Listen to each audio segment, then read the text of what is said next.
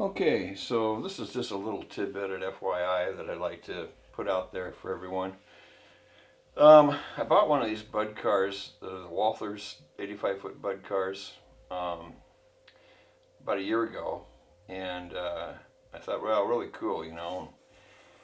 I knew to get the roof off, or so I thought, and when I got the car, it didn't have any instructions. It didn't say anything about how you're supposed to get the roof off.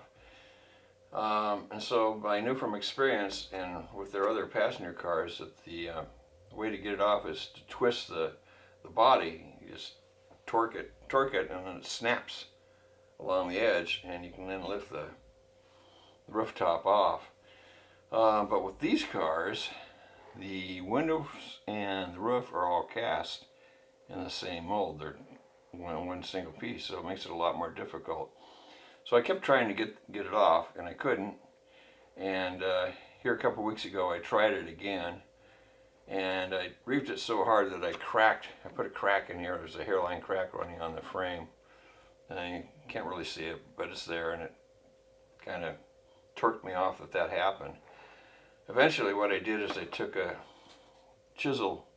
narrow chisel X-Acto blade, and I fished it down into the top seam here between the side body and the roof, and just started prying the car body away.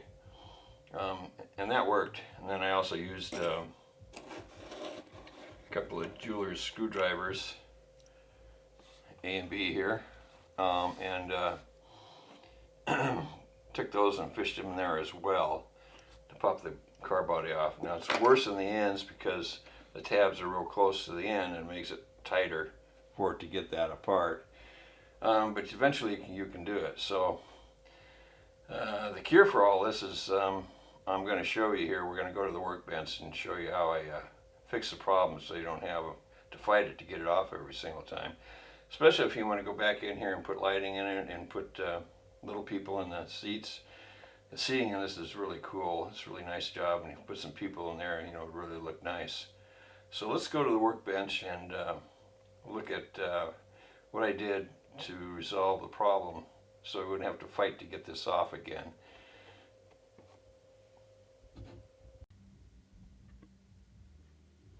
Alright, so I got the roof separated from the car on this one.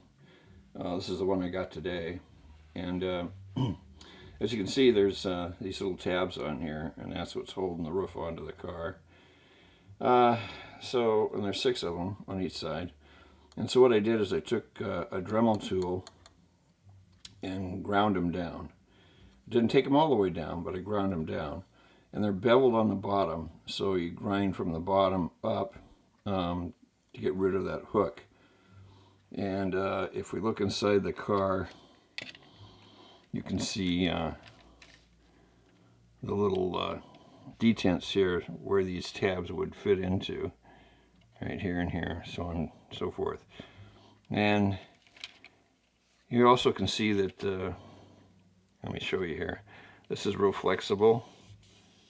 Until you get to the end, then you got a problem. So you want to make sure that the ones on the ends, the 2 at the ends, at each opposite ends, are filed down more than the ones in the center.